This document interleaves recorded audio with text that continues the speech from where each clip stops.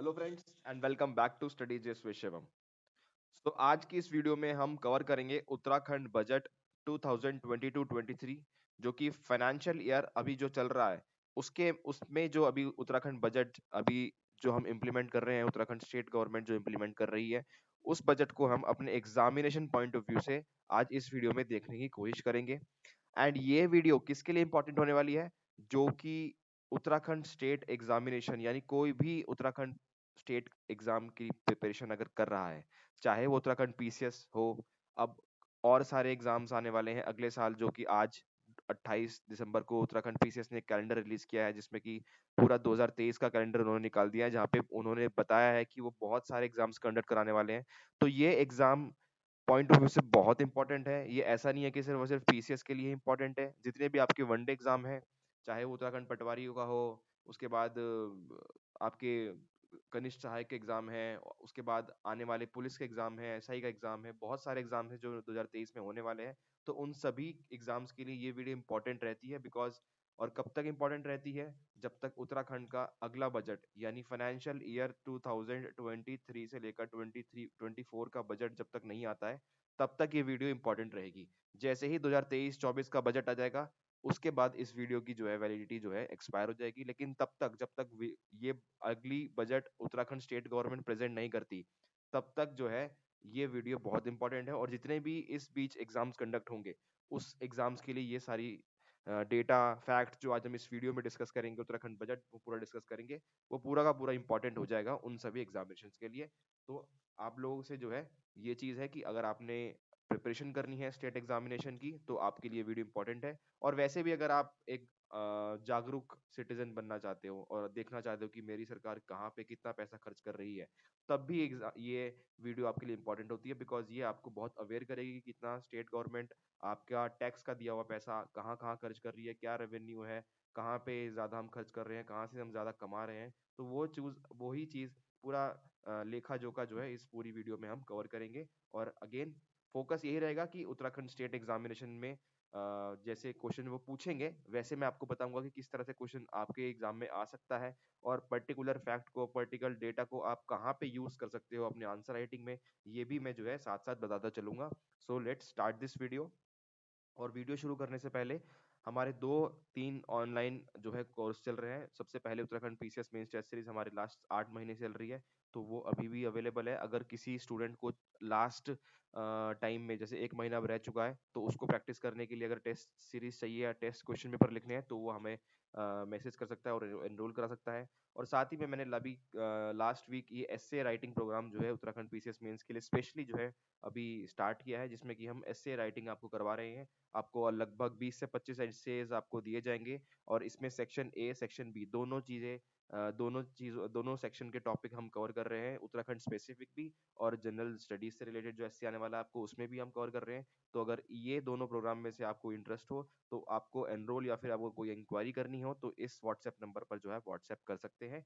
और साथ में ही हमारे अपडेट्स देखने के लिए आप हमारे टेलीग्राम चैनल जो है ज्वाइन कर लीजिए, जो इसका लिंक डिस्क्रिप्शन बॉक्स में मैंने दे दिया है। बल्कि हमारा टेलीग्राम चैनल का नाम भी स्टडीजियस विद शिवम है, तो आप सर्च करोगे तो आपको वैसे भी आपको मिल सकता है। तो ये हमारे ऑनलाइन ऑनगोइंग कोर्सेज हैं जिसमें आप एनरोल करा सकते हैं।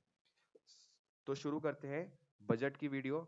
तो बजट शुरू करने से पहले कुछ बेसिक चीज़ें मैं आपको बता दूंगा कि अगर आपने बेसिक्स अपने पढ़े हैं, और आपके रिवीजन भी हो जाएगा और कुछ पता भी लग जाएगा कि हाँ भाई क्या चीज़ मैं टर्म्स जो आगे यूज़ करूंगा, तो उस टर्म्स का मतलब क्या होता है। सबसे पहले बजट की बात करें तो गवर्नमेंट अकाउंट होता है बेसिकली, जो कि 1 अप्रैल 31 मार्च तक जितने भी गवर्नमेंट खर्चा करने वाली है, 1 अप्रैल से लेकर 31 मार्च तक का, वो पूरा इसमें जो है लेखा जोखा होता है, पूरा ब्यौरा होता है। तो ये बेसिकली फाइनेंशियल ईयर हम फॉलो करते हैं इंडिया में।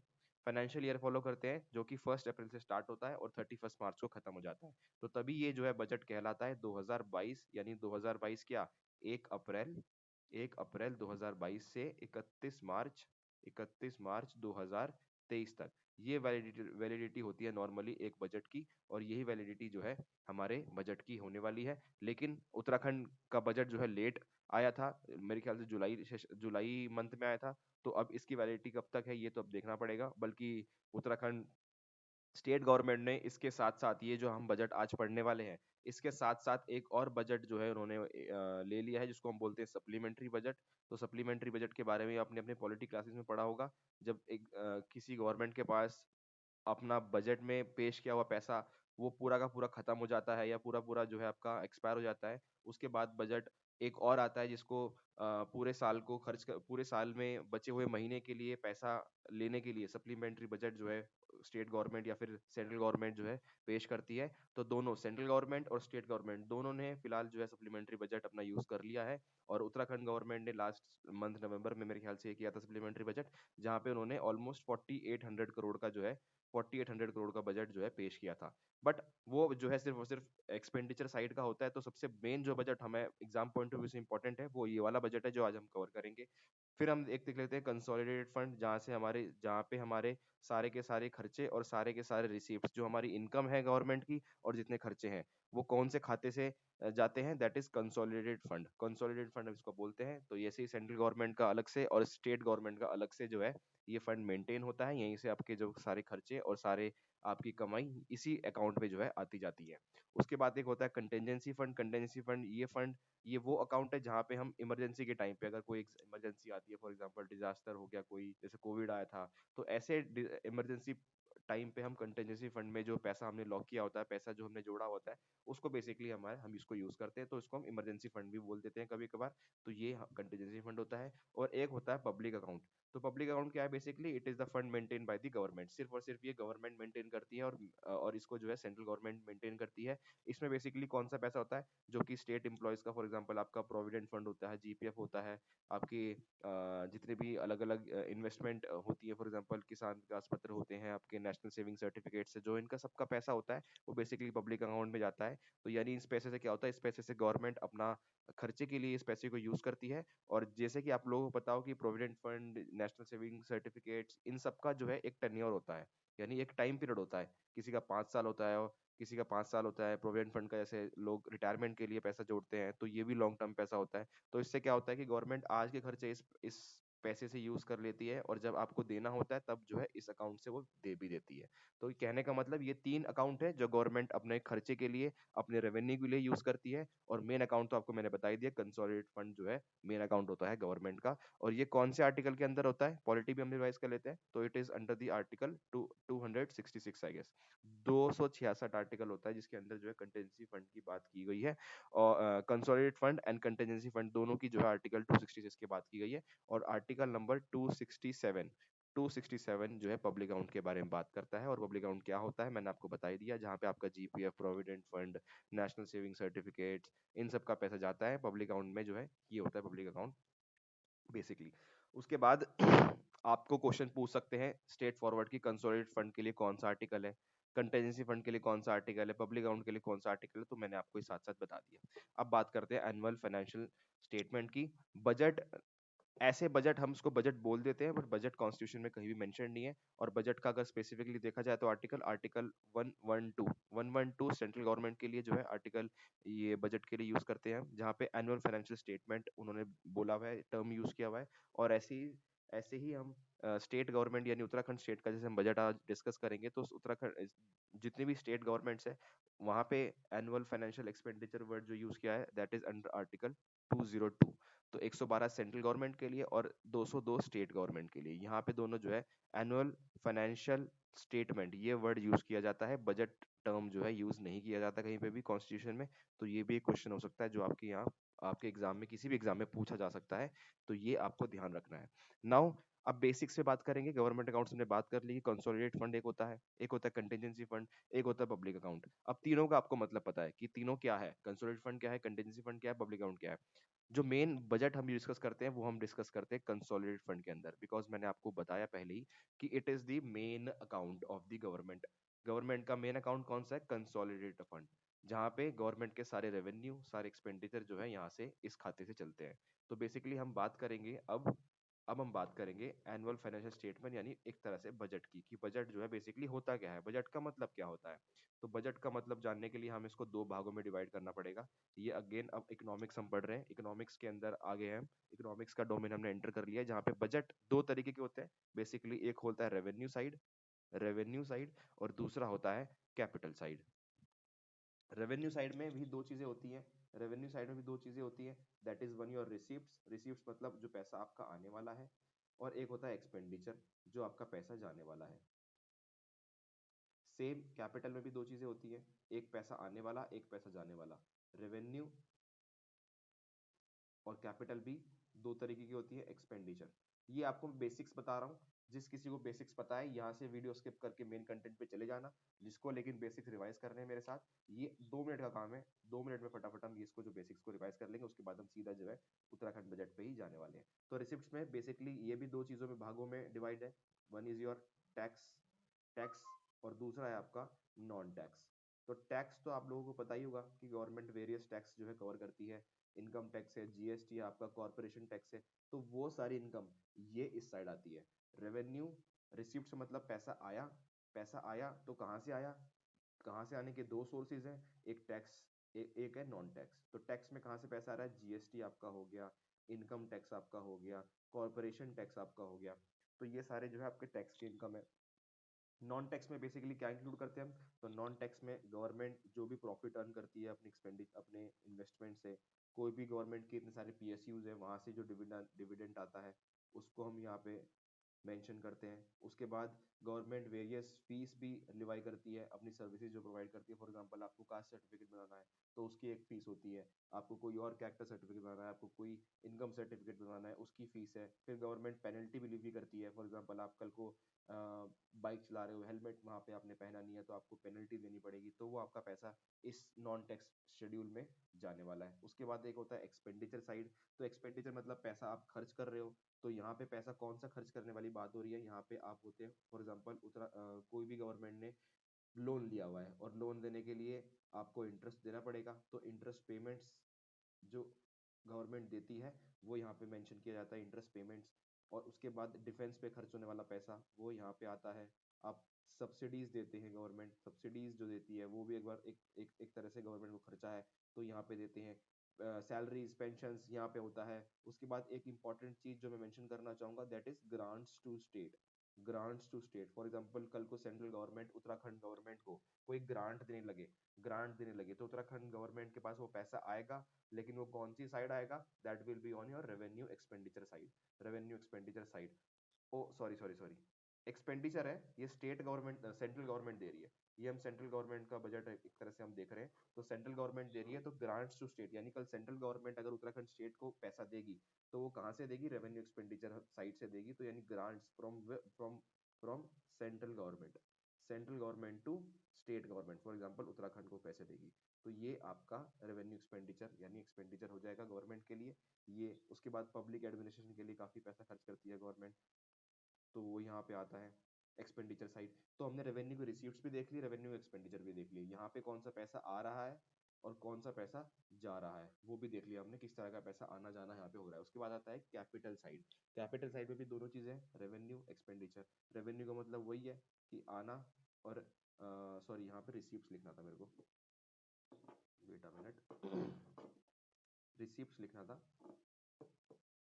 रिसीप्ट का मतलब क्या, कि पैसा आया, रिसिप्ट का मतलब क्या, कि पैसा आया। पैसे आने को अब कहाँ कहाँ से पैसा आता है कैपिटल रिसिप्ट्स में, फॉर एग्जांपल हमने कोई लोन दिया था, वो बेड डेप्ट हो गया, नहीं आना नहीं था, लेकिन उसकी कुछ हमने रिकवरी कर ली।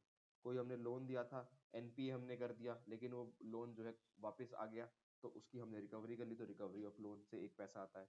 हम कोई एसेट को सेल कर देते हैं, कोई सरकारी जमीन है, सरकार उसको बेच देती है, तो उसके उससे आया हुआ पैसा उसको बोल देते हैं कि हमने रिसिप्ट आ गया, तो कैपिटल साइड में आएगा। सेल ऑफ एसेट, कोई भी एसेट सेंट्रल गवर्नमेंट अगर अपनी बेच देगी, स्टेट गवर्नमेंट को भी बेच देगी, तो उससे जो रिसिप्ट होगा पैसा वो यहाँ पे लिखा जाएगा। उसके बाद कोई भी सरकार उधार लेती है, बोरोइंग्स, तो यहाँ पे पैसा आता है। तो कहने का मतलब आप देख लो कि मेन जो सोर्स ऑफ इनकम है गवर्नमेंट का, वो आपका रिसिप्ट रेवेन्यू साइड में जो है कवर होता है। ये तो आ भी सकता है, नहीं भी आ सकता। फॉर एग्जाम्पल गवर्नमेंट डिसाइड करेगी कि मैं कुछ बेचूंगी ही नहीं, तो यहाँ पे कुछ आएगा नहीं। गवर्नमेंट डिसाइड करेगी मैं कुछ उधार लूंगी ही नहीं, तो यहाँ पे कुछ पैसा नहीं आएगा। रिकवरी ऑफ लोन भी एक ऐसी तरीका का पैसा है जो कि आपने अपनी तरफ से तो उसको राइट ऑफ कर दिया था, लेकिन वो बाद में रिकवर हो गया, तो यहाँ पे रिसिप्ट आ गया। तो कहने का मतलब ऐसा नेचर का पैसा यहाँ पे आ रहा है जिसकी शायद हमें ज्यादा उम्मीद नहीं रहती। जो कि हम मेन कंसिडर नहीं करते। फॉर एग्जांपल कल को डिसइन्वेस्टमेंट होता है, डिसइन्वेस्टमेंट का बहुत नाम चल रहा है लास्ट 2-3 साल से प्रेजेंट गवर्नमेंट में, तो डिसइन्वेस्टमेंट भी जो कहाँ पे आएगा वो भी यहाँ पे लिखा जाएगा। तो रेवेन्यू साइड हमने देख ली थी, अब कैपिटल की रिसीप्ट हमने देख ली, अब एक्सपेंडिचर देख लेते हैं कि क्या जो सरकार खर्चा कर रही है वो किस तरह का खर्चा यहाँ पे कर रही है। तो यहाँ पे जो खर्चा होता है that will be, for example first is loans to states.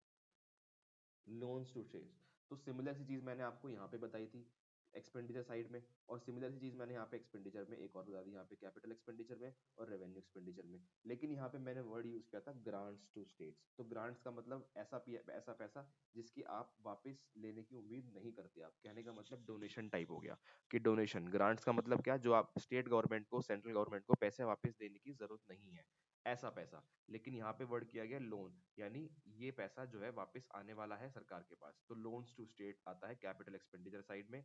और एक और एग्जांपल आपको मैं देता हूँ कि कोई भी खर्चा सरकार जो करती है एसेट क्रिएट करने के लिए, एसेट मतलब कल को हाईवे बनाने लग रही है, ब्रिज बनाने लग रही है, रेलवे का कोई प्रोजेक्ट है, तो कोई भी एसेट बन रहा है तो यहाँ पे उस खर्चे को जो है यहाँ पे लिखा जाता है। कहने का मतलब एसेट क्रिएशन जो भी गवर्नमेंट करती है यहाँ पे लिखा जाता है। तो देख रहे हो आप, ये खर्चा बहुत अच्छा है। हम चाहते हैं कि गवर्नमेंट ज्यादा से ज्यादा इंफ्रास्ट्रक्चर पे बनाए, काम करे, रोड्स बनाए, बिल्डिंग्स बनाए, पुल बनाए, वेरियस डैम्स बनाए। तो ये सारे इंफ्रास्ट्रक्चर रिलेटेड जो भी एक्सपेंडिचर करती है गवर्नमेंट, वो एसेट क्रिएशन के अंदर आता है, और that is your capital expenditure sides.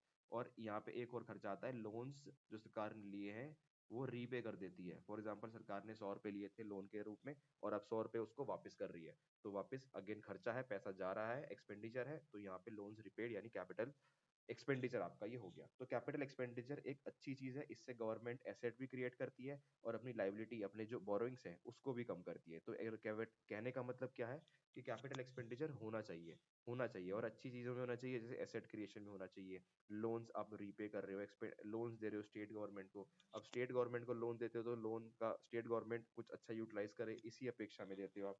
उसके बाद रेवेन्यू रिसीप्ट अच्छी चीजें होती हैं कि टैक्स से पैसा आ रहा है, बहुत अच्छी बात है, नॉन टैक्स से पैसा आ रहा है। तो अब आज इस उत्तराखंड के बजट में हम क्या देखने वाले हैं कि अब उत्तराखंड गवर्नमेंट के पास पैसा कहाँ कहाँ से आ रहा है, ये हम देखेंगे, और वही चीज हमारे एग्जाम पॉइंट ऑफ व्यू से इंपॉर्टेंट होगी। तो let's discuss budget for financial year 2022-23। अब शुरू करते हैं। तो बेसिकली ये एक बजट का एट अ ग्लांस गवर्नमेंट ने प्रोवाइड किया था, इसमें हम देख लेंगे। अब आपको पता है कि रेवेन्यू रिसीप्ट्स क्या होती हैं, रेवेन्यू रिसीप्ट्स मैंने डिस्कस कर दिया। कैपिटल रिसीप्ट्स क्या होती हैं, तो ये अलग अलग खर्चे हैं। अब आपको इसमें हर एक फिगर याद करने की जरूरत नहीं है, फिगर आपसे कोई पूछने वाला नहीं है एग्जाम में। तो आपको ये चीज की वरी नहीं करनी कि मेरे को ये फिगर्स मैं कैसे याद करूंगा। आपको सिर्फ और सिर्फ पैटर्न या फिर ट्रेंड नोटिस करना है कि क्या आपका टैक्स रेवेन्यू बढ़ रहा है, क्या आपका नॉन टैक्स रेवेन्यू बढ़ रहा है, इन दोनों में से कौन से ज्यादा है। हमें रेवेन्यू रिसीप्ट्स में से टैक्स से ज्यादा पैसा आता है, फिर नॉन टैक्स से पैसा ज्यादा आता है। तो हमें ये चीजें हमें देखनी है। तो रेवेन्यू रिसीप्ट्स हमारा टोटल इस बार 22-23 का कितना है, कुछ लगभग 51,000 करोड़ के आसपास हमारा था, जिसमें कि टैक्स से हमारे पैसे आने वाला था 24,500 करोड़, नॉन टैक्स हमारा आने वाला था 26,973। कहने का मतलब हमारा नॉन टैक्स रेवेन्यू ज्यादा है टैक्स रेवेन्यू से। एक चीज हमने ये नोटिस करनी है। उसके बाद आती है कैपिटल रिसीप्ट्स। कैपिटल रिसीप्ट्स में हमने रिकवरी ऑफ लोन्स में 25 करोड़ के लोन हमें रिकवरी मिली है, यानी इतने हमने लोन दिए थे हमें वापस मिल गए 25 करोड़ के। उसके बाद अदर रिसीप्ट्स में हमें कुछ नहीं है, बोरोइंग्स एंड अदर लाइबिलिटी हमारी इतनी है। तो कहने का मतलब टोटल रिसीप्ट्स रेवेन्यू और कैपिटल को मिला के हमारे 63,774, इतना पैसा हमने सोचा है कि इतना पैसा हमारे पास आएगा। तो ये कौन सा पैसा है, ये हमारे पास पैसा आया नहीं है। ये आया नहीं है, जब गवर्नमेंट ने ये फिगर मेंशन किया था बजट में, तो कहने का मतलब उन्होंने ये बताया था कि हम उम्मीद करते हैं कि इस साल हम 63,774 करोड़ रुपीस हम एक्सपेक्ट कर रहे हैं, इतना पैसा हमारे पास आएगा। तभी यहाँ पे लिखा है टोटल रिसीप्ट्स। ये पैसा आया नहीं है, ये पैसा आया है या नहीं ये हम डिस्कस करेंगे जब नेक्स्ट बजट आएगा। तब गवर्नमेंट बताएगी कि हमारी टोटल रिसीप्ट्स कितनी हुई थी। देखो यहाँ पे, देखो 21-22 का यहाँ पे लिखा है कि रिवाइज्ड एस्टीमेट। ये हमारे, देखो हमने बजट जब 21-22 का कभी आया होगा तो वहां पे उन्होंने बोला था कि 57,024 करोड़ हमारे पास टोटल रिसिप्ट्स होंगी।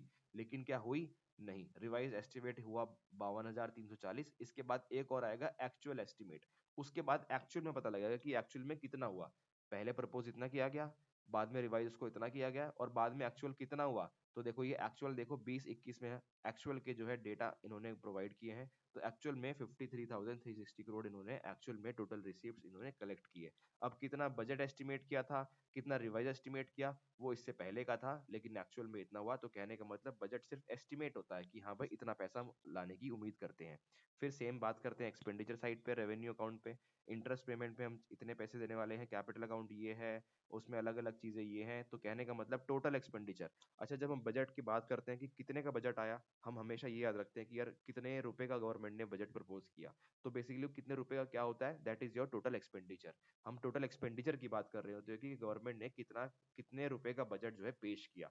तो इस बार गवर्नमेंट ने 6,571 करोड़ का बजट जो है पेश किया था। कितने का किया था? 6,000 सॉरी 65,571 65,571 करोड़ रुपए का जो है उत्तराखंड ने बजट पेश किया था। तो अगर आपको पूछे कोई कि उत्तराखंड गवर्नमेंट, आप उत्तराखंड स्टेट ऐसा है, छोटा है तो कितना, आपसे कोई पूछने लगे कि कितने रुपए का आपका बजट सालाना पेश होता है, तो आपको एक फिगर बतानी है कि ऑलमोस्ट 65,000 करोड़ रुपीज का हमारा बजट आता है एनुअली, जो कि 22-23 में आया था।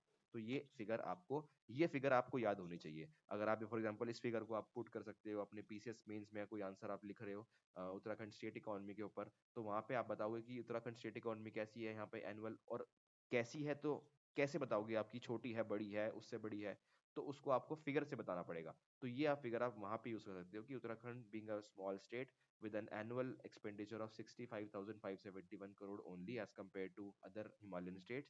तो आप इस तरीके से इस फिगर को यूज कर सकते हो। ठीक है। उसके बाद revenue deficit surplus, revenue deficit है या फिर रेवेन्यू सरप्लस है। तो रेवेन्यू डेफिसिट सरप्लस क्या मतलब कि अगर अगर आपका रेवेन्यू का रिसिप्ट का पैसा ज्यादा है तो आप बोलते हो कि रेवेन्यू सरप्लस है। अगर रेवेन्यू एक्सपेंडिचर का पैसा ज्यादा है तो आप बोलते हो कि रेवेन्यू डेफिसिट है। डेफिसिट का मतलब, कहने का मतलब कम होता है, नाम से पता लग रहा है। डेफिसिट का मतलब होता है कि पैसे जो है, डेफिसिट का मतलब क्या है कि आपके इनकम तो है आपकी कम, इनकम तो आपकी कम है लेकिन आपके एक्सपेंडिचर ज्यादा है, तो इसको बोल देते हैं कि डेफिशिट है। यानी खर्चे ज्यादा है, इनकम कम है। और सरप्लस का मतलब इसका अपोजिट। सरप्लस अगेन नाम से ही पता लग रहा है कि आपकी इनकम तो ज्यादा है, इनकम ज्यादा है और एक्सपेंडिचर आपका कम है, तो सरप्लस इसको बोलते हैं हम। तो यहाँ पे एक वर्ड यूज किया गया है, देखिए यहाँ पे वर्ड यूज किया गया है रेवेन्यू रिसिप्ट है, सॉरी रेवेन्यू डेफिसिट है या फिर सरप्लस है। दोनों में से क्या गवर्नमेंट प्रपोज कर रही है? तो गवर्नमेंट ने प्रपोज किया है रेवेन्यू सरप्लस।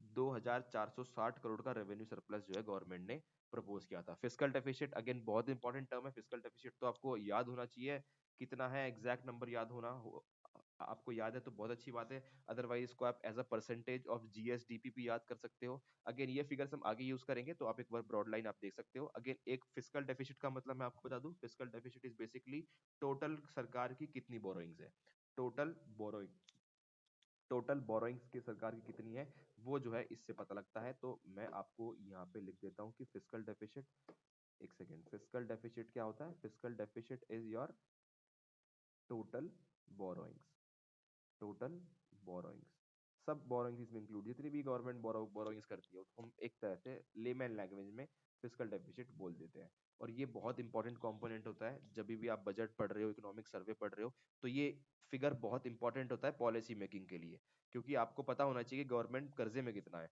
और उसके बाद एक वर्ड यूज हुआ प्राइमरी डेफिसिट। प्राइमरी डेफिसिट ये आपका उत्तराखंड पीसीएस प्रीलिम्स में भी इससे सवाल आया था। ठीक है, लोअर में था, अपर में था, I don't know, but primary deficit क्या होता है बेसिकली कि जितनी गवर्नमेंट ने बोरोइंग्स की हैं, लेकिन उसमें से हम क्या कर देते हैं, minus interest payment. Interest payment basically government कब करती है? जब, क्योंकि गवर्नमेंट ने लोन लिए होते हैं पुराने, और पुराने लोन लिए तो उसके इंटरेस्ट भी देने पड़ते हैं। तो अगर हम टोटल बोरोइंग में से इंटरेस्ट पेमेंट की अमाउंट माइनस कर देंगे तो आपका आ जाएगा प्राइमरी डेफिसिट। तो बेसिकली ये प्राइमरी डेफिसिट एक ऐसा नंबर है जो आपको बताएगा कि आपने कर्जा कितना लिया, इंटरेस्ट पेमेंट देने के लिए नहीं, बाकी और चीजों के लिए। तो इंटरेस्ट पेमेंट्स को हटा के आपने कितना कर्जा लिया वो आपको बताता है प्राइमरी डेफिसिट। तो ये आपका नंबर 2485 है। अगेन इसको भी हम आगे डिस्कस करेंगे ग्राफ के इसमें। तो बेसिकली हमें इंडिकेटर्स अगर देखें तो इंडिकेटर्स, ये वाली स्लाइड बहुत इंपॉर्टेंट है। इंडिकेटर में देख लेते हैं कि हमने टारगेट क्या किया था कि we will maintain revenue surplus, ये हमारा टारगेट था। क्या हमने अचीव किया? बिल्कुल अचीव किया। अभी अगेन ये सिर्फ और सिर्फ एस्टिमेट हमने प्रोवाइड किया है, बजट का मतलब ही एस्टिमेट होता है। ठीक है, तो ये एक्चुअल में हुआ नहीं हुआ, ये हम इकोनॉमिक सर्वे जब हम पढ़ेंगे अगले साल, उसका हम जब इकोनॉमिक सर्वे पढ़ेंगे 2022-2023 का, उसमें पता लगेगा कि एक्चुअल में क्या हमने ये अचीवमेंट किया, लेकिन अभी हमने प्रपोज किया था कि हम ये करने वाले हैं। तो 2460 करोड़ का हमने बजट सॉरी रेवेन्यू सरप्लस हमने देखा था कि रेवेन्यू सरप्लस हम करेंगे। तो ये हमारा एक चीज है। तो अगर आपने कल बजट का समरी लिखनी है अपने पीसीएस मेंस में, अगर वो क्वेश्चन पूछ लेते हैं कि प्रेजेंट बजट का समरी, तो वहां पे आप ये चीज मेंशन करोगे। अब ये चीज बहुत इंपॉर्टेंट हो जाती है कि हमने जो है 2460 करोड़ का रेवेन्यू सरप्लस प्रपोज किया था बजट 2022-23 के अंदर। ये बहुत इंपॉर्टेंट स्टेटमेंट होगी। अगेन फिजिकल डेफिसिट में क्या टारगेट हमने रखा है, 3.5% ऑफ जीएसडीपी की 3.5% हमने टारगेट किया था कि 2022-23 के बजट में हम 3.5% ऑफ जीएसडीपी फिजिकल डेफिसिट रखेंगे। अचीवमेंट क्या है कि हमने इस बार जो बजट प्रेजेंट किया है, इस बार जो बजट प्रेजेंट किया है उसमें हमने क्या किया है कि 3.07 हम अपना फिजिकल डेफिसिट रखने वाले हैं। तो अगर अभी आपसे कोई पूछे कि फिजिकल डेफिसिट उत्तराखंड का कितना है, तो बजट एज पर Uttarakhand budget 2022-23 Uttarakhand Uttarakhand state fiscal deficit is 3.07%। 3.07%। और ये किसका, ग्रॉस स्टेट डोमेस्टिक प्रोडक्ट का, ग्रॉस स्टेट डोमेस्टिक प्रोडक्ट का। जैसे फिजिकल डेफिसिट हम सेंट्रल गवर्नमेंट का प्रेजेंट करते हैं तो वो होता है आपका जीडीपी के ऊपर, लेकिन यहाँ पे स्टेट जीडीपी की बात होती है तो ग्रॉस स्टेट डेवलपमेंट प्रोडक्ट। ठीक है। और टारगेट क्या था 3.5, लेकिन उससे हमने अच्छा ही इंप्रूव किया है और हमने टारगेट कितना किया है 3.07%। तो ये फिगर आपको अगेन यूज करोगे आप मेंस एग्जामिनेशन में, और ये आपका किसी भी वनडे एग्जाम में पूछा जा सकता है। अगर उन्होंने उत्तराखंड इकोनॉमी से क्वेश्चन पूछना है तो ये क्वेश्चन बहुत इंपॉर्टेंट क्वेश्चन बनता है, और ये आराम से पूछ सकते हैं कि उत्तराखंड स्टेट गवर्नमेंट ने बजट में फिजिकल डेफिसिट का जो अपना टारगेट रखा है वो कितना रखा है। तो इट इज 3.07% ऑफ जीएसडीपी। उसके बाद पब्लिक डेप्ट की बात करते हैं। पब्लिक डेप्ट मतलब टोटल लाइबिलिटी कितनी है गवर्नमेंट की, टोटल बोरोइंग कितनी है एज कम्पेयर टू उसकी जीएसडीपी, उसकी जीएसडीपी से बोरोइंग्स कितनी है। तो वो हमने जो है 33.3% जो है हमने रखा था कि हम कोशिश करेंगे कि इतना हम लिमिट कर लें अपनी जो टोटल बोरोइंग्स को। किससे रिलेटेड, किससे हम कंपेयर कर रहे हैं, अगर हम बोरोइंग्स को कंपेयर करते हैं जीएसडीपी से, अगर हम बोरोइंग्स को जीएसडीपी से कंपेयर करते हैं तो हमको अपना टारगेट रखना है 33.3%। लेकिन ये बजट में हमने 31.5% जीएसडीपी अपना पब्लिक डेब्ट मेंटेन करने के जो है कोशिश करने की बात कही है। तो अगेन ये फिगर भी बहुत इंपॉर्टेंट हो जाता है। पब्लिक डेब्ट मतलब फिजिकल लायबिलिटी टू जीएस डेब्ट की आपकी टोटल बोरिंग कितनी है as compare to your GSDP. ठीक है। तो ये हमने फिगर 31.5 ये परसेंट हमने टारगेट किया है कि हमने ये इतना इस साल हम करने वाले हैं। अगेन हुआ है या नहीं हुआ है ये हमें कैसे पता लगेगा, कैसे पता लगेगा, that will be your economic survey. जब इकोनॉमिक सर्वे हम पढ़ेंगे कब का, लेकिन 2022-23 का, क्योंकि 2022-23 का बजट चल रहा है तो इकोनॉमिक सर्वे भी हम 2022-23 का पढ़ेंगे। तो 2022-23 का जब इकोनॉमिक सर्वे हम पढ़ने वाले होंगे तब हम जो है इसको देखेंगे कि क्या एक्चुअल में हम ये अचीव कर पाए थे या नहीं कर पाए थे। अब नेक्स्ट चलते हैं कि अब हमने देखा कि रेवेन्यू रिसीप्ट्स में क्या क्या होता है, टैक्स इनकम होती है, नॉन टैक्स होती है। ये हमने पहली स्लाइड में बेसिक्स में हमने कवर किया था यहाँ पे कि रेवेन्यू में क्या होता है, रिसीप्ट्स होते हैं, एक्सपेंडिचर होता है। रिसीप्ट्स में हमने देखा था कि तो टैक्स इनकम है, एक नॉन टैक्स इनकम है। अब हम देखेंगे कि उत्तराखंड स्टेट गवर्नमेंट के पास पैसा कहाँ से आ रहा है। तो रुपी कम्स फ्रॉम व्हाट, कि कहाँ से कितना रुपया आ रहा है। तो सबसे पहले देखेंगे सबसे ज्यादा पैसा, अगर हमने पूरा क्या किया है कि 100 रुपीज को पूरा लिया है। स्टेट गवर्नमेंट ने इसको ऐसे प्रेजेंट किया है कि अगर हमारे पास 100 रुपए आ रहा है तो 100 रुपए में से कितना पैसा कहाँ से आ रहा है। तो सबसे ज्यादा पैसा अगर आप देखोगे तो सबसे पैसा है हमारा, सबसे ज्यादा पैसा है ये वाला। और ये क्या है, red is your grants by central government. सबसे ज्यादा हमारा पैसा 100 रुपए में से कहाँ से आता है कि हमें सेंट्रल गवर्नमेंट ग्रांट देता है। ग्रांट क्या है, ये लोन नहीं है, ये लोन से अलग कैसे है, लोन हमको वापस चुकाना होता है, ग्रांट्स हमको वापस देने नहीं होते। तो सबसे ज्यादा पैसा हमारा सबसे ज्यादा कहाँ से आ रहा है, ग्रांट से आ रहा है, grant from central government. 33 rupees, almost 33 रुपये हमारा 100 में से ग्रांट से आता है। उसके बाद कौन सा है, उसके बाद है 23.48, उसके बाद है ये ब्लू वाला सेकंड सेकंड। और ये कौन सा है, ये हमारा हमारा ओन टैक्स रेवेन्यू, जो हम अपने स्टेट में वेरियस टैक्सेस जो गवर्नमेंट ने लगा रखे हैं उससे जो पैसा कलेक्ट हो रहा है वो आता है यहाँ पे 23 रुपया, स्टेट टैक्स रेवेन्यू। अब स्टेट टैक्स रेवेन्यू में आपको मैं और एग्जांपल दूं, कैसे एग्जांपल, जैसे स्टैंप ड्यूटी गवर्नमेंट कलेक्ट करती है। स्टैंप ड्यूटी, अगर आप प्रॉपर्टी खरीद रहे हो तो आपको रजिस्ट्री करानी पड़ती है, वहाँ पे स्टैंप ड्यूटी आप देते हो। उसके बाद एडमिनिस्ट्रेशन फीसिस में आपको बहुत सारे टैक्सेस देने पड़ते हैं, जो आपका वैट है, वैट आपका लगता है। उसके बाद जीएसटी कंपोनेंट है। ठीक है। तो यहाँ पे आपका जो स्टेट गवर्नमेंट का टैक्स रेवेन्यू है, जो भी स्टेट गवर्नमेंट अलग अलग टैक्स ले रही है, प्रॉपर्टी टैक्स है, कुछ भी टैक्स है जो भी लगा रही है, वो यहाँ पे उस पैसे की बात हो रही है कि 23 रुपये जो है स्टेट गवर्नमेंट अपने टैक्स रेवेन्यू से कलेक्ट करती है। स्टैम्प ड्यूटी, वैट, ये दोनों एक बहुत प्रोमिनेंट एग्जांपल है स्टेट टैक्स रेवेन्यू के। उसके बाद नेक्स्ट पैसा आपको ऑलमोस्ट 19 रुपये आपको मिलते हैं लोन्स फ्रॉम सेंटर। अगेन ये आपका देखो, ये आपका मेजर चंक है। 100 रुपये में से अगर बात की जाए तो ये हमारा थर्ड है। थर्ड ये हमारा लोन्स है, कि हमें क्या मिल रहा है पैसा, लोन्स फ्रॉम सेंटर। अगेन ये अच्छी चीज नहीं है, अच्छी चीज नहीं है कि आपको ज्यादा पैसा, आप किस पे डिपेंडेंट हो, लोन्स पे डिपेंडेंट हो। अगर आप लोन्स ज्यादा होंगे तो आपकी इंटरेस्ट पेमेंट ज्यादा होंगी, और लोन इंटरेस्ट पेमेंट ज्यादा होंगी तो आप देखोगे आप फिर से बोरोइंग ज्यादा करोगे। तो कहने का मतलब ये अच्छी चीज नहीं होती, क्योंकि आपको ये पैसा वापस देना पड़ता है। उसके बाद आपका नेक्स्ट आपका मेजर सोर्स क्या है कि state from part from GST 13 rupees. 13 rupees, ये देखो 13 या ऑलमोस्ट 14 रुपये, ऑलमोस्ट 14 रुपये आपका जो जीएसटी के अंदर। जीएसटी के अंदर भी दो चीजें होती हैं, सीजीएसटी और एसजीएसटी। तो एसजीएसटी जो स्टेट गवर्नमेंट का खुद का शेयर है, वो यहाँ से आपको 14 रुपये आपको यहाँ से मिलते हैं स्टेट गवर्नमेंट को। तो आपको ये देख लेना है। तो आपको बेसिकली अगर आपको एग्जाम में लिखना हो, कि एग्जाम में लिखना हो, तो आपको बेसिक टॉप 3 चीजें आपको लिख सकते हो। आपको हर एक चीज याद करने की जरूरत नहीं है। आपको पांच चीजें मैंने आपको बतानी ही, मैंने आपको 4 बता दी। और उसके बाद 8 रुपये, 8 रुपये यानी 8 रुपीज ऑलमोस्ट आपको कहाँ से मिल रहे हैं, that is your non tax revenue. Non tax revenue में कौन सी होती है, मैंने आपको बताया था, डिविडेंड है। उसके बाद आपका आपको कहीं से आपको इंटरेस्ट पेमेंट मिल रही है, वो है आपका।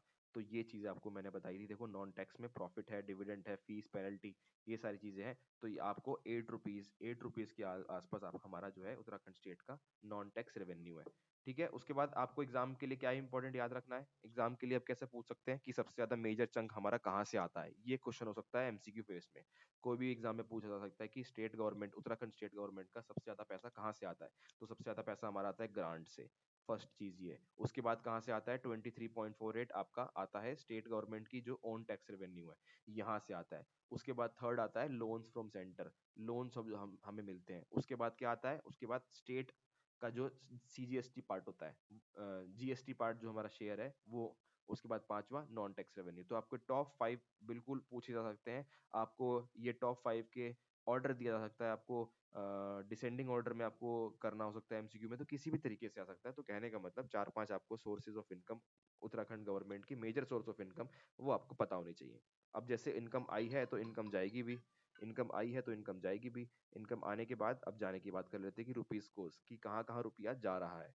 तो रुपया जाने की अगर बात करें तो सबसे ज्यादा पैसा, सबसे ज्यादा जो खर्चा हम करते हैं, that is on your salaries and wages. Salaries and wages 28 rupees, 27 rupees almost हम किस पे खर्च करते हैं, सैलरीज पे।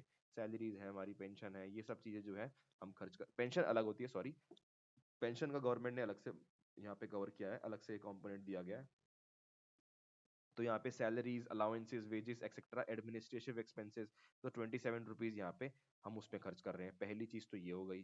सेकेंड चीज क्या है हमारी, 16 रुपये हम कंस्ट्रक्शन में खर्च कर रहे हैं। 16 रुपये कंस्ट्रक्शन में, यानी मेजर वर्क्स है, माइनर वर्क्स हैं। तो ये अगेन इंपॉर्टेंट चीज है, अच्छी चीज है कि यहाँ पे आप खर्चा कर रहे हो, क्योंकि अगर आप डेवलपमेंट नहीं करोगे, डेवलपमेंट के लिए खर्चा चाहिए। डेवलपमेंट में खर्चा क्या होगा, कंस्ट्रक्शन होंगी, रोड बनेंगे, ब्रिजेस बनेंगे, पासिस बनेंगे। तो ये आपकी सेकेंड मेजर एक्सपेंस हो गया हमारा। थर्ड, उसके बाद 15% है, 15% ये आपका 14.72 अदर एक्सपेंसेस। यहाँ पे अदर एक्सपेंसेस किस तरह के हैं, अब ये गवर्नमेंट ने अलग से खोला हुआ है, लेकिन यहाँ पे इसका यहाँ पे सिर्फ और सिर्फ अदर एक्सपेंसेस में बोला हुआ है, मतलब हेडिंग इसकी अदर एक्सपेंसेस दी है।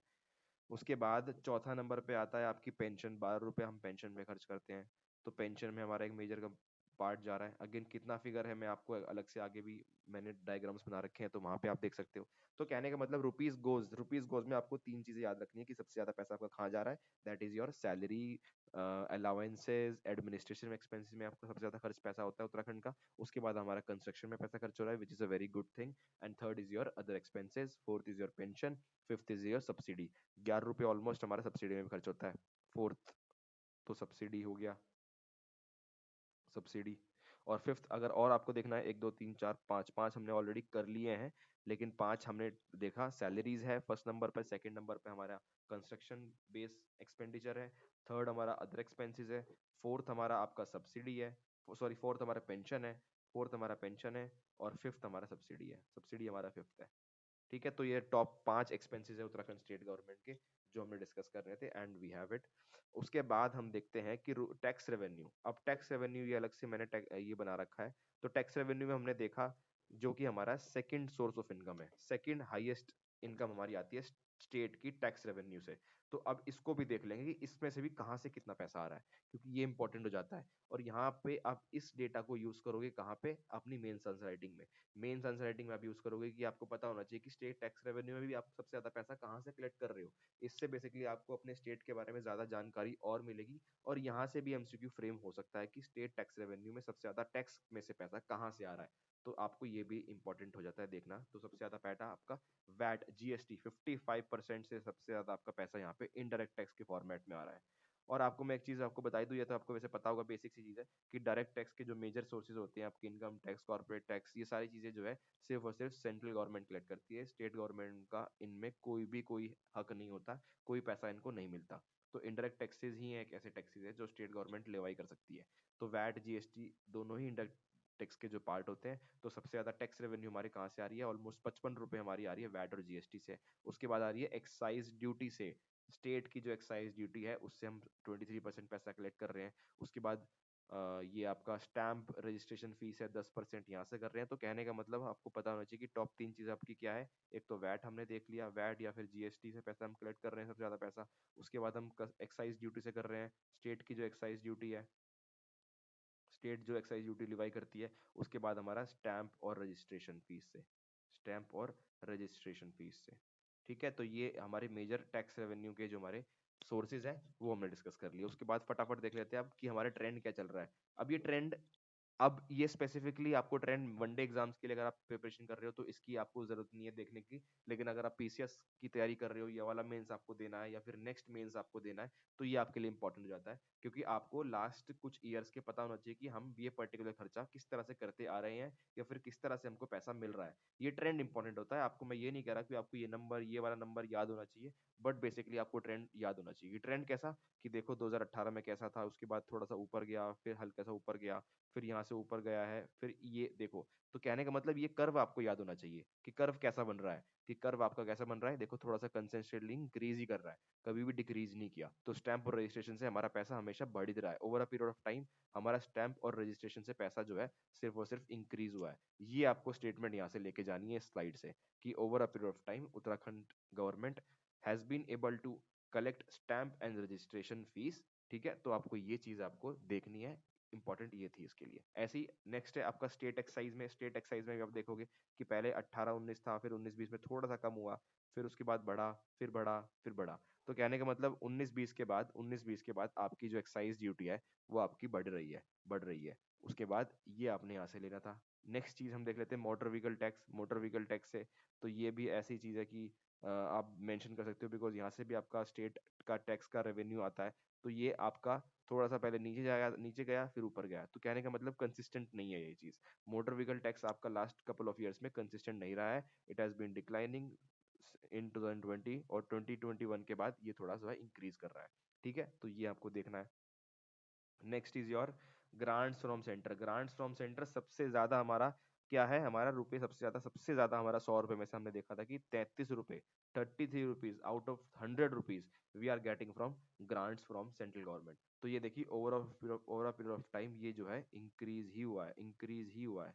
ये देखो इंक्रीज ही हुआ है, कभी भी डिक्रीज नहीं हुआ। तो ग्रांट्स हम सेंटर से हमेशा जो है लास्ट कुछ 3-4 सालों से हमारी जो इनकम है यहाँ से बढ़ती ही जा रही है। और अब की 100 में से 33 रुपीज हमारा जो सबसे ज्यादा मेजर इनकम का सोर्स है वो हमारा बन चुका है grants from centre, which is again a not good thing. ये मैं ये तो नहीं बोलूंगा कि अच्छी चीज है, बिकॉज आप किसी के ग्रांट पे जो है डिपेंड है। हमारा स्टेट गवर्नमेंट सबसे ज्यादा ग्रांट्स पे डिपेंड है।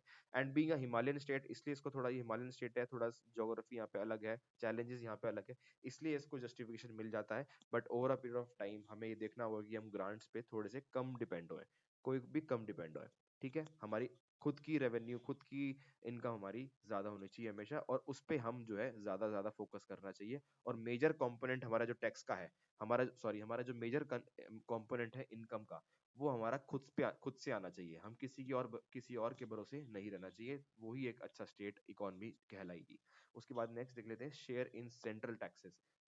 शेयर इन सेंट्रल टैक्सेस भी अगेन देखो, ये भी कोई कंसिस्टेंट नहीं है, कभी ज्यादा है कभी कम है। तो यहाँ पे हमने ये चीज देख लिया। नेक्स्ट स्लाइड है रेवेन्यू रिसीप्ट्स की, कि रेवेन्यू रिसीप्ट्स में कहाँ से पैसा आ रहा है। देखो टैक्स रेवेन्यू है, ये नॉन टैक्स रेवेन्यू है, ग्रांट इन एड है, शेयर इन सेंट्रल टैक्सेस है। तो अगेन ये इतनी इंपॉर्टेंट स्लाइड नहीं लग रही मुझे, ठीक है। बाकी आपको देख सकते हो, आपको लगता है कि आप इसमें से कोई डेटा खुद के लिए यूज कर सकते हो अपना पीसीएस मेंस राइटिंग के लिए, वो आप यहाँ से दे सकते हो। मैंने स्लाइड डालनी थी, आई हैव पुट इट। आपको लग रहा है कोई आप यूज कर सकते हो, जैसे टैक्स रेवेन्यू है, tax revenue over a period of time, ये इंपॉर्टेंट है। टैक्स रेवेन्यू जो देखो, ये जो है over a period of time increase ही कर रही है, इंक्रीज कर रही है tax revenue. Non tax revenue पहले ऐसी थी, ऐसी थी, ऐसी थी, ऐसी थी, ये कम, ये अगेन कोई कंसिस्टेंट पाथ फॉलो नहीं कर रहा आपका इसका कर्व। तो नॉन टैक्स रेवेन्यू ज्यादा थी, फिर कम हुई, फिर ज्यादा हो गई। टैक्स रेवेन्यू जहाँ पे हम बात करें, तो टैक्स रेवेन्यू लास्ट 3-4 साल में जो है ऑलमोस्ट बढ़ रही है हमारी, ये which is a good thing, ठीक है। उसके बाद state share in central taxes, states का जो हमारा जो शेयर है सेंट्रल गवर्नमेंट के टैक्सेस में, क्योंकि जो सीजीएसटी पार्ट होता है आपका जीएसटी के अंदर, उसमें से भी कुछ पैसा स्टेट गवर्नमेंट को मिलता है, उसमें से भी कुछ पैसा आपको स्टेट गवर्नमेंट को मिलता है। तो ये वो बात हो रही है कि state share in central taxes, तो ये हमारा देखिए, ये आपका बढ़ रहा था फिर कम हो गया। तो अगेन ये भी कोई इरेगुलर पाथ फॉलो कर रहा है, कोई इरेगुलरिटी इसके अंदर नहीं है सीजीएसटी के अंदर। उसके बाद एक्सपेंडिचर की बात करें सैलरी और पेंशन में, तो सैलरीज की अगर बात करें तो सैलरीज देखो ऑलमोस्ट हर साल हम इसको जो है ये पर जो है कंसिस्टेंटली इंक्रीज कर रहा है, कॉन्स्टेंटली इंक्रीज ही कर रहा है। और वही पेंशन की बात करें तो पेंशन भी इंक्रीज ही कर रही है, पेंशन भी धीरे धीरे इंक्रीज कर रही है। देखो 5-3, 5-5, 6-1, 6-3, 6-7, तो ये भी कंसिस्टेंटली दोनों चीजें। तो हमारी जो सैलरीज है और हमारी जो पेंशन है, दोनों कंपोनेंट ऐसे हैं जो कि दोनों कंसिस्टेंटली इंक्रीज कर रहे हैं, ठीक है। तो ये हमें यहाँ से ये टेक अवे लेना है। Interest payments very important for what, for your PCS mains. आपने ये चीज अपने आंसर के अंदर पुट करनी है whenever you are criticising Uttarakhand government का जो स्टेट का इकोनॉमी है, उत्तराखंड बजट है, हमारा इकोनॉमी जो साइड है, वहां पे उस पे कहीं पे भी आपको ड्रॉबैक्स लिखनी है कि हमारा ड्रॉबैक क्या है बेसिकली बजट का, हमारा क्या ड्रॉबैक है स्टेट इकोनॉमी का। तो ये हमें ड्रॉबैक फिगर आउट करना है कि जो हमारी इंटरेस्ट पेमेंट्स है वो लगातार जो है बढ़ती जा रही हैं। देखो पहले यहाँ से ऐसे जो है कर्व पूरा बन रहा है कि पहले जो है 18 में ऑलमोस्ट 4475 करोड़ थी, अब जो है ऑलमोस्ट 6000 करोड़ हो चुकी है बजट एस्टिमेट में। तो interest payments are rising, which is not a good thing, which is not a good thing, ठीक है, इंक्रीज कर रही है। तो ये आपको पॉइंट मेंशन करना है। Next is your grant in aid to urban local bodies, urban local bodies को आप कितना पैसा दे रहे हो। तो आपको पता है कि उत्तराखंड के अंदर नगर निगम है, नगर पालिका है, नगर पंचायत है, कैंटोनमेंट बोर्ड्स भी हैं। तो इन सारी चीजों को हम अलग अलग पैसा दे रहे हैं। तो सबसे ज्यादा पैसा कहाँ जा रहा है हमें ये देखना है कि नगर पालिका परिषद में सबसे ज्यादा पैसा जाता है। नगर पालिका परिषद में सबसे ज्यादा पैसा जाता है 535809। एमसीक्यू बेस्ड फॉर्मेट में आपको पूछ सकते हैं कि 2022-23 के बजट के अनुसार सबसे ज्यादा पैसा किसको मिलने वाला है, नगर निगम को, नगर पालिका परिषद को, नगर पंचायत को, कैंटोनमेंट बोर्ड को। चार ऑप्शन आ जाएंगे। आपको लग रहा होगा कि नगर निगम, जैसे फॉर एग्जांपल बड़े नगर निगम होते हैं जो कि उत्तराखंड के अंदर 8 है, तो आप ऐसे इंटरप्रेट कर सकते हो कि इनको ज्यादा पैसा मिल रहा होगा नगर निगम को, क्योंकि ये बड़े हैं, बड़े बड़े सिटीज हैं, देहरादून है, हरिद्वार है, हल्द्वानी है।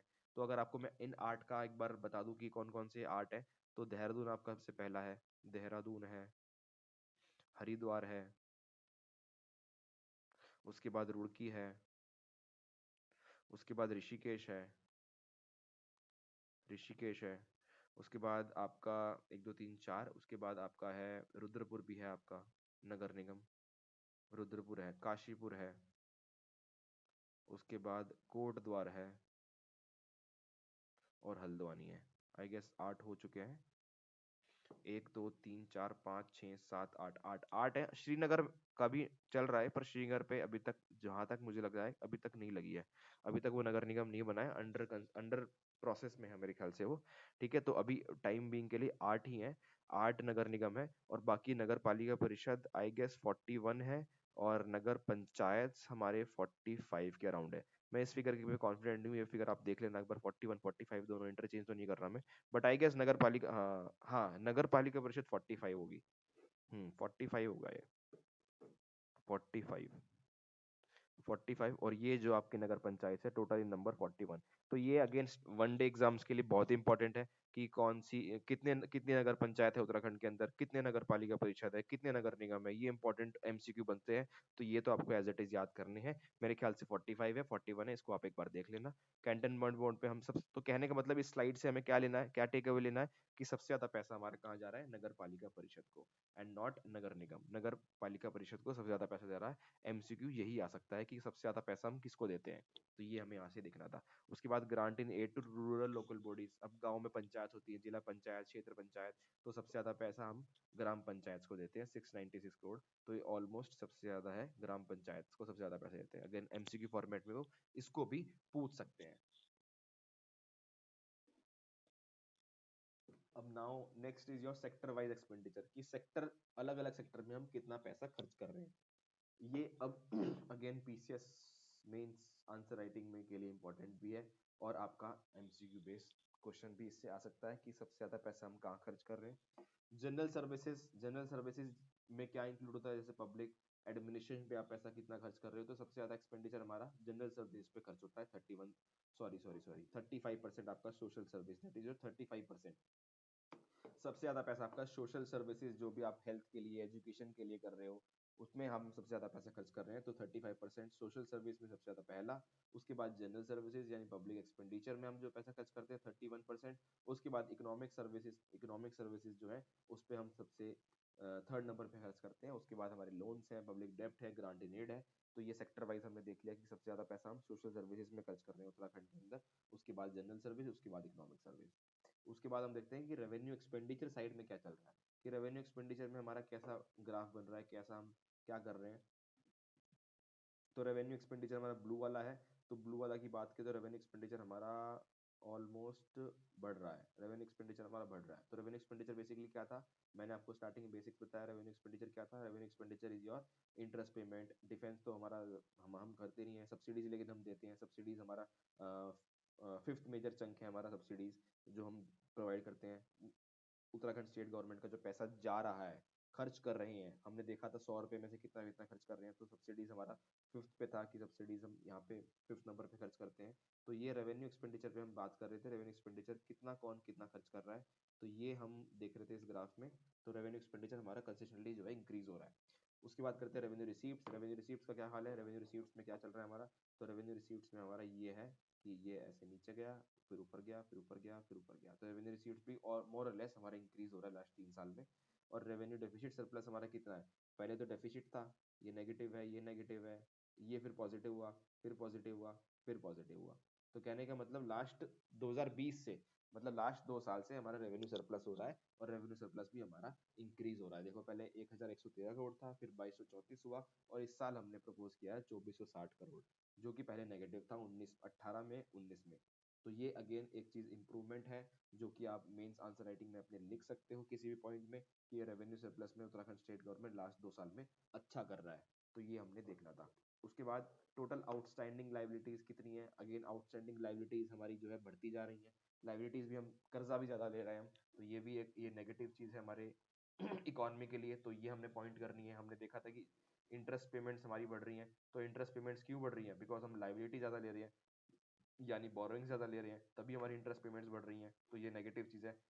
Outstanding liability and interest payments both are rising, ये हमने लिखना है।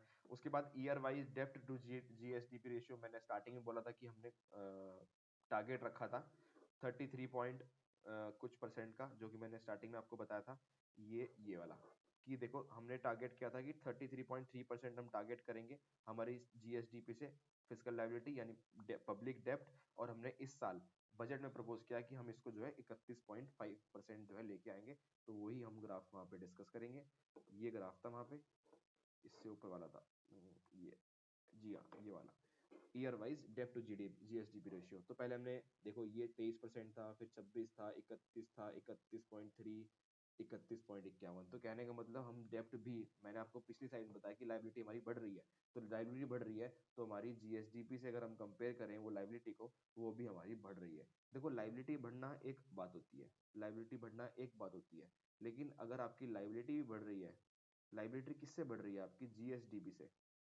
एक चीज होती है कि आपकी लायबिलिटी बढ़ रही है लेकिन आपकी जीएसडीपी भी बढ़ रही है, तो दोनों कंपैरेटिवली ऑलमोस्ट बराबर रह रही हैं। लेकिन यहाँ पे क्या हो रहा है कि पब्लिक डेप्ट as compare to your GSDP वो आपका कैसा है, तो वो आपका देखो लगातार बढ़ता जा रहा है, 31% पहुंच चुका है।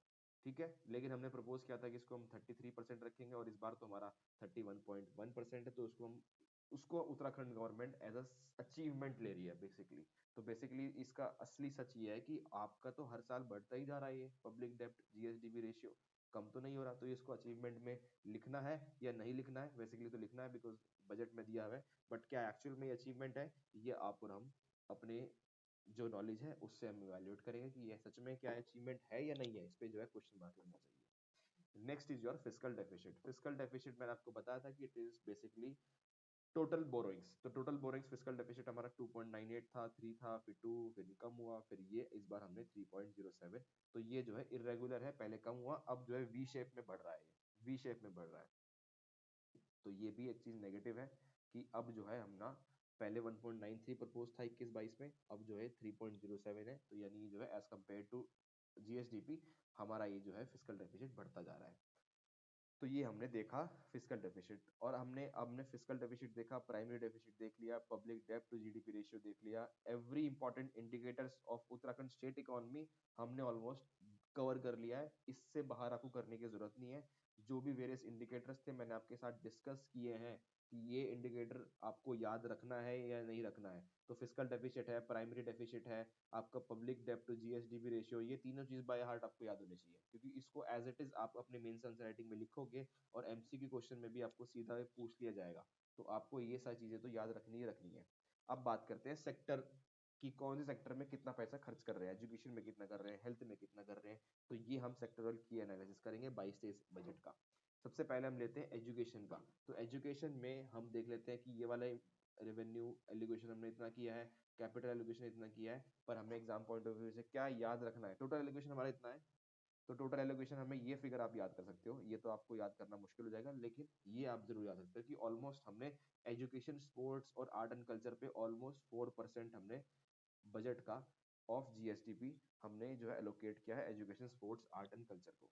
ठीक है, तो ये बजट एलोकेशन हमने देख लिया, 16.62% हमारा टोटल बजट एलोकेशन है इसको। और अगर हम जीएसडीपी से कंपेयर करें कि टोटल परसेंट जीएसडीपी से कितना एलोकेशन है, तो 4% हम जीएसडीपी का एजुकेशन, स्पोर्ट्स और आर्ट एंड कल्चर पे खर्च कर रहे हैं, लेकिन टोटल बजट में से ऑलमोस्ट 17% हमने एलोकेट किया है education, sports, art and culture को। तो कैसे ये दोनों चीजें अलग अलग ही आप समझ गए होंगे। ये 16.62% का मतलब क्या है और 4% का मतलब क्या है। तो 4% ये किससे कंपेयर कर रहे हैं कि हमारे स्टेट की जो जीएसडीपी है, और ये किससे कंपेयर कर रहे हैं कि हमारे स्टेट का टोटल बजट कितना है। तो 16% किसका जो हमने टोटल एक्सपेंडिचर स्टार्टिंग में डिस्कस किया था, 65,571 करोड़, 65,571 करोड़ का हमने बजट इस बार उत्तराखंड स्टेट गवर्नमेंट ने प्रेजेंट किया था। तो ये 65,571 करोड़ में से 16% हम education, sports, art and culture पे खर्च करने वाले हैं। इसका मतलब ये हो गया हमारे उत्तराखंड की जीएसडीपी कितनी है, ऑलमोस्ट 2.5 लाख करोड़ है, ऑलमोस्ट 2.5 लाख करोड़ है। तो 2.5 लाख करोड़ में से कितना हम education, sports, art and culture को एलोकेट कर रहे हैं, 4%। तो इसका मतलब ये हो गया। ठीक है, तो ये चीजें मैंने आपको स्टार्टिंग बता दी, आगे इसी इंडिकेटर्स को आपको याद रखना है, ध्यान रखना है। और एजुकेशन के लिए अगर मैं आपको बताऊं कि कुछ अलग से क्या स्कीम इन्होंने मेंशन की थी, एजुकेशन के लिए क्या इन्होंने बोला था कि एजुकेशन के लिए हम इस साल क्या करने वाले हैं, तो मैं आपको दो चीजें बता देता हूँ। कि पहली चीज तो इन्होंने बजट में ये बताई थी कि हम 12 करोड़ रुपए किसके लिए खर्च करेंगे, अटल अटल उत्कर्ष अटल उत्कर्ष स्कूल। अटल उत्कर्ष स्कूल जो हम बनाएंगे 12 करोड़ रुपए के लिए, इन्होंने अलग से इसका प्रावधान किया था। तो ये आप अपने मेंस आंसर राइटिंग में लिख सकते हो कि एजुकेशन के लिए हमने क्या करना था, अटल उत्कर्ष स्कूल बना रहे थे जिसके लिए हमने 12 करोड़ रुपए खर्च कर रहे थे। ये बजट में स्पेसिफिकली बताया गया था, तो ये मैंने आपको बता दिया। Next is your health family welfare. Health family welfare में टोटल एलोकेशन 1% हम खर्च करते हैं जीएसडीपी का, और बजट का हमने ऑलमोस्ट 7% खर्च करते हैं। इसमें हमने ये देखना है, यही फिगर आपको याद रखनी है बस, और कुछ नहीं करना है। ये रेवेन्यू एलोकेशन, कैपिटल एलोकेशन, ये सिर्फ और सिर्फ मैं आपको बताने के लिए लिख रखा है। बाकी कुछ इसमें से आपको फिगर याद करने की जरूरत नहीं है। आपको सिर्फ और सिर्फ दिमाग में ये रखना है कि एलोकेशन जीएसडीपी से कितना है। ऑलमोस्ट आप 1%, 1.6% हेल्थ एंड फैमिली वेलफेयर पे खर्च करते हो, और बजट का 6.73। दोनों में से कोई भी फिगर आप याद कर सकते हो, आपकी इच्छा है आपको जो सी करनी है। पर ये याद रखना कि आप जीएसडीपी कर रहे हो फिर बजट की कर रहे हो। कभी भी दोनों को मिक्स मत करना, कि ऐसे मत लिख देना कि 1.6% ऑफ बजट, ऐसे मत लिख देना 6.73 ऑफ जीएसडीपी। तो ये दोनों की जो है चीजें बहुत अलग हो जाएंगी, तो ये चीज आप याद रखना। तो हेल्थ में हमने कोई स्कीम उत्तराखंड गवर्नमेंट ने क्या बताई थी? बिल्कुल बताई थी। हमने ये बोला था, हमने मतलब उत्तराखंड स्टेट गवर्नमेंट ने ये बोला था कि हम इंश्योर करेंगे क्या, कैशलेस पेमेंट अंडर प्रधानमंत्री आयुष्मान उत्तराखंड योजना। आयुष्मान उत्तराखंड योजना, तो बेसिकली आयुष्मान योजना आपको पता ही है, 5 लाख का जो है आपका इलाज होता है, फ्री इलाज होता है सरकारी अस्पतालों में। तो उसी की एक मॉडिफाइड वर्जन, मतलब उत्तराखंड में वो स्कीम जो है प्राइम मिनिस्टर आयुष्मान उत्तराखंड योजना के नाम से जो इम्प्लीमेंट होती है। तो उसमें हमने बेसिकली 310 करोड़ रुपए का एलोकेशन किया था, 310 करोड़ रुपए का एलोकेशन किया था। ठीक है, जो कि क्या है, बेसिकली 3 गुना इंक्रीज कर दिया गया है इस अमाउंट को। तो ये आपको हाईलाइट कर लेना है कि 3 गुना इंक्रीज किया है पीएम आयुष्मान उत्तराखंड योजना को उत्तराखंड ने। तो जो लास्ट एलोकेशन था उससे 3 गुना ज्यादा एलोकेशन इस बार इन्होंने आयुष्मान योजना के अंदर लगाया है। तो ये एक अलग से स्कीम थी जो हमने कवर करनी थी। फॉरेस्ट के लिए हम 0.36 बजट में 1.1% कवर कर रहे हैं, तो फॉरेस्ट के लिए ये चल रहा है हमारे उत्तराखंड के अंदर।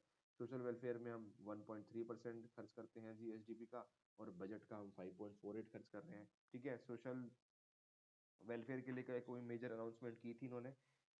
बेसिकली मेरी गांव मेरा सड़क, और chief minister women self help group, women empowerment में आप ये लिख सकते हो, ये वाला फैक्टर मैं उसको यहीं पे लिख दे रहा हूँ। ठीक है, कि क्या अनाउंस किया था कि CM self, sorry, women self help group होते हैं ना, वुमेन सेल्फ हेल्प ग्रुप, उसके लिए जो है अलग से मेंशन किया गया था। इसमें बोला गया था कि हम स्टेट के सेल्फ हेल्प ग्रुप्स को एम्पावर करेंगे, और उसके लिए अलग से 7 करोड़ रुपीज जो है अलग से जो है एलोकेट किया गया था। उसके बाद सोशल सेक्टर में माइग्रेशन को रोकने के लिए अलग से माइग्रेशन डिपार्टमेंट के लिए 25 करोड़ रुपीज एलोकेट किए थे माइग्रेशन के लिए।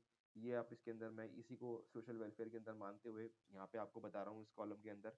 बॉर्डर एरिया डेवलपमेंट प्रोग्राम है, वो आपको बताया गया था कि उसके लिए 20 करोड़ रुपए अलग से मेंशन किए गए थे। तो बॉर्डर एरिया डेवलपमेंट प्रोग्राम जो है ये एक बेसिकली सेंट्रली स्पॉन्सर्ड स्कीम है, जो गवर्नमेंट के अंदर, जो उत्तराखंड के अंदर इम्प्लीमेंट होती है। बेसिकली जितने भी बॉर्डर्स एरिया है हमारे स्टेट ज्योग्राफी के, उनको एरियाज को डेवलप करने के लिए स्कीम है। इसको बोला जाता है बॉर्डर एरिया डेवलपमेंट प्रोग्राम। ये बेसिकली सेंट्रली स्पॉन्सर्ड स्कीम है। सेंट्रली स्पॉन्सर्ड स्कीम का मतलब ये होता है कि कुछ पैसा सेंट्रल गवर्नमेंट देती है और कुछ पैसा स्टेट गवर्नमेंट देती है। ठीक है, तो ये बेसिकली ये स्कीम है, इसके लिए एलोकेशन किया गया था। तो ये सोशल वेलफेयर में मैंने आपको बताया कुछ एलोकेशन किए गए थे बजट के अंदर। नेक्स्ट इज योर पीडब्ल्यूडी, यानी जो पब्लिक वर्क डिपार्टमेंट से कंस्ट्रक्शन होता है, तो ये 0.88 बजट 3.7% ये एलोकेट किया गया है। रूरल डेवलपमेंट के लिए 1.77, बजट के लिए 17.48। तो ये रूरल डेवलपमेंट के लिए कितना पैसा वो खर्च करते हैं जीएसडीपी में? 1.77। अब रूरल डेवलपमेंट के अंदर भी आप उस माइग्रेशन पॉइंट को लिख सकते हो, बॉर्डर एरिया डेवलपमेंट प्रोग्राम को यहाँ लिख सकते हो।